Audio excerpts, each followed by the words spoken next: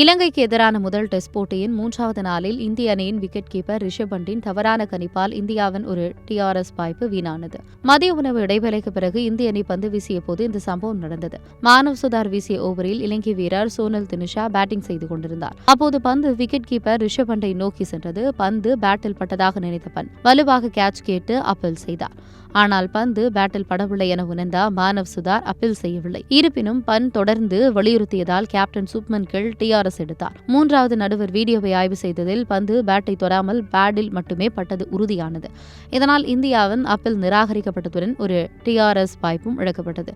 இந்த போட்டியில் இந்திய அணி முதல் இன்னிங்ஸில் 462 ரன்கள் குவித்தது. இலங்கையை 250 ரன்களுக்குள் சுருட்டி ஃபாலோ ஆன் கொடுக்க இந்தியா திட்டமிட்டிருந்தது. ஆனால் சோனல் தினுஷா மற்றும் நிரோஷின் டிக்வெலா ஆகியோர் சிறப்பாக விளையாடி அந்த திட்டத்தை உடைத்தனர். உணவு இடைவெளி வரை இலங்கை 5 விக்கெட்டுகளை இழந்திருந்தது. இந்திய தரப்பில் மானவ் சுதார் 2 விக்கெட்டுகளையும், ஜடேஜா, குல்தீப் யாதவ், முகமது சிராஜ் ஆகியோர் தலா ஒரு விக்கெட்டையும் வீழ்த்தினர்.